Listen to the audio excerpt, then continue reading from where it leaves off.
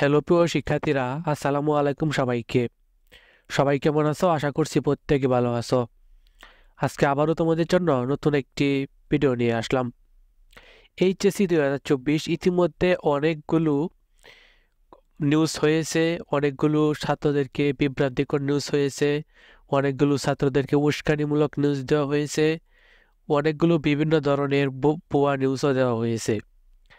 তো এই বিষয় নিয়ে কিন্তু ডেলি ক্যাম্পাস একটি নিউজ করেছে যে এইচএসসি পরীক্ষা বাতিল চান না 75% পরীক্ষার্থীরা। এই বিষয় নিয়ে আজকের ভিডিওতে থাকছে বিস্তারিত, কেন তারা এই পরীক্ষা বাতিল চান না, কেন পরীক্ষাটা হতে হবে, কেন পরীক্ষা দিতে হবে। এই বিষয় নিয়ে আমি আরও বেশ কয়েকটি ভিডিও দিয়েছি। আজকের ভিডিওটি তাই অন্যরকম, তোমাদের জন্য খুবই গুরুত্বপূর্ণ।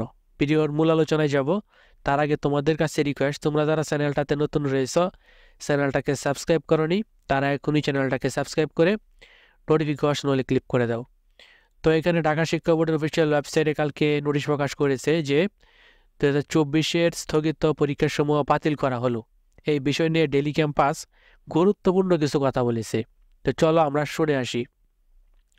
পরীক্ষার্থীদের দাবির মুখে উচ্চ মাধ্যমিক স্কুল সার্টিফিকেট, এইচএসসি সমান ওদের অবশিষ্ট সব পরীক্ষা বাতিলের সিদ্ধান্ত নেওয়া হয়েছে।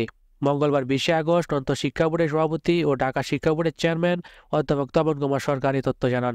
তবে সচিবালয়ের ভেতরে শিক্ষার্থীদের বিক্ষোভের মুখে এইচএসসি ও সমান স্থগিত পরীক্ষাগুলো বাতিলের পর তা নিয়ে ব্যাপক প্রতিক্রিয়া সৃষ্টি হয়েছে। এমনকি পরীক্ষার্থীদেরকেও অনেকেই সিদ্ধান্তের বিপক্ষে। সামাজিক যোগাযোগ মাধ্যম এ নিয়ে চলছে ব্যাপক সমালোচনা। অনেকেই বলছে পরীক্ষা না দিয়ে ফলাফল প্রকাশিত হলে তা মন্দ নজির হয়ে থাকবে, যা শিক্ষার্থীদের পরবর্তী জীবনে ভুগতে হবে। পরীক্ষা স্থগিতের বিষয়টি নিয়ে পাঠকের মতামত জরিপ করেছে দ্য ডেইলি ক্যাম্পাস। এতে পরীক্ষা স্থগিতের বিপক্ষে মতামত দিয়েছে 75% পাঠক। তারা মনে করে কিছু শিক্ষার্থী দাবি করেছে বলেই পরীক্ষা স্থগিতের সিদ্ধান্ত সঠিক হয়নি। পাশাপাশি পক্ষে মতামত দিয়েছে 25% পাঠক। জরিপের প্রায় 7,000 পাঠক অংশ নেয়। শিক্ষার্থীদের একটি পক্ষে তীব্র আন্দোলনের মুখে চলতি বছরে স্থগিত হওয়া এইচএসসি ও সমান পরীক্ষা বাতিল করেছে শিক্ষা মন্ত্রণালয়ের সিদ্ধান্ত প্রত্যাখ্যান করে আন্দোলনের ডাক দিয়েছে রাজধানীর নটর ডেম কলেজের শিক্ষার্থীরা। বুধবার 21 আগস্ট নটর ডেম কলেজের সাধারণ শিক্ষার্থীদের পক্ষে দেওয়া এক স্পষ্ট বিবৃতিতে পরীক্ষা বাতিলের সিদ্ধান্ত প্রত্যাখ্যান করা হয়। বিবৃতিতে বলা হয়েছে, এইচএসসি পরীক্ষা 2024 পরীক্ষা নিয়ে উপযুক্ত পরিস্থিতিতে সব পক্ষের সাথে আলোচনা না করে একপাক্ষিকভাবে যে অসুদূর প্রসারী প্রজ্ঞাপন জারি করা হয়েছে তা নটর ডেম কলেজের ছাত্র সমাজ প্রত্যাখ্যান করেছে। বৈষম্য বিরোধী ছাত্র আন্দোলনের সংগঠিত হয়েছিল মেধা বিজয় সুনিশ্চিত করার জন্য। পরীক্ষা না নিয়ে পরিশ্রমী শিক্ষার্থীদের মেধার যে অমূল্যায়ন করার সিদ্ধান্ত নেওয়া হয়েছে তা অযৌক্তিক। তো বুঝতেই পারছো, কিছু সংখ্যক মানুষের উস্কানিমূলক ভিডিওর কারণে বা বেশিরভাগ ফেসবুকে এই গুজবটা ছড়ানো হয়েছে যে তোমরা ছাত্রছাত্রীরা আন্দোলন করো, তোমাদেরকে ওটো পাস দিয়ে দেবে, তোমাদের অনেক ঝামেলা, এই ঝামেলা সেই ঝামেলা, তোমাদের পরীক্ষা নেওয়া উচিত হবে না, তোমাদের অনেক ভাই বন্ধুরা অসুস্থ আন্দোলন করেছে, এইগুলা বলে ছাত্রদেরকে উস্কানিমূলকভাবে কথাবার্তা বলা হয়েছে। যার কারণে আজকে এই পরিস্থিতি, ছাত্ররা বলতেছে ওটো পাস চাই, ওটো পাস চাই। তো আমি বলবো, একজন ভালো ছাত্র কখনো চাইবে না যে আমার কোটো পাস দেবো, কারণ একজন ছাত্র 2টা বছর লেখাপড়া করতে অনেক লাখ লাখ টাকা খরচ হয়, অনেক শ্রমের প্রয়োজন হয়, অনেক মেধার প্রয়োজন হয়, অনেক পরিশ্রমের প্রয়োজন হয়। তারপরে তারা পরীক্ষার মধ্যে বসে। এরকম ছাত্র কিন্তু খুব বেশিরভাগই কিন্তু যারা আন্দোলন করতেছে তারা কিন্তু দুর্বল ছাত্র। তারা কিন্তু লেখাপড়া একদমই করে না।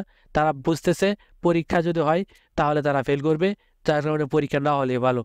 তো কখনোই ছাত্রদেরকে বলা উচিত না যে তোমরা ওটো পাসের জন্য আন্দোলন করো, ওটো পাস চাও তোমরা।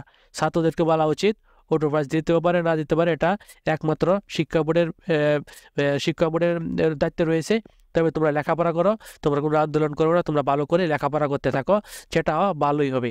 কিন্তু কিছু সংখ্যক মানুষ ছাত্রদেরকে উস্কানিমূলকভাবে এই কাজগুলো করেছে এবং ছাত্রকে উৎসাহিত করেছে যে তোমরা আন্দোলন করো।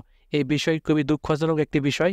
তবে যে সকল ছাত্ররা, অর্থাৎ এখানে টেলি ক্যাম্পাসের যে প্রতিবেদন হয়েছিল, এখানে কিন্তু 75% ছাত্রই কিন্তু বলেছে পরীক্ষাটা হওয়ার জন্য। তো আমরা আশা করছি ভালো একটা সিদ্ধান্ত আসবে। আমি আবারও বলবো, তোমরা কোনো আন্দোলনের কথা না মনোযোগ দিয়ে তোমরা পড়ার টেবিলে বসে, আন্দোলনের আগে ঘরের পড়ার টেবিলে বসে ভালো করে পড়াশোনা করো।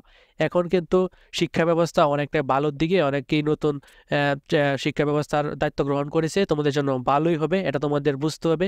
বোকার মতো কাজ করলে কখনোই হবে না। লেখাপড়া কখনোই বিফলে যায় না। যারা বন্ডর মতো ঘুরতেছে, লেখাপড়া করতেছে না, আন্দোলন চাইতেছে, তারা কিন্তু একদিন ঠিকই পস্তাবে। তো এই ছিল আজকের ভিডিও ভালো লাগলে অবশ্যই একটি লাইক দিয়ে দিও। তোমার যে কোনো মতামত থাকলে কমেন্টে জানাতে পারো। ধন্যবাদ সবাইকে।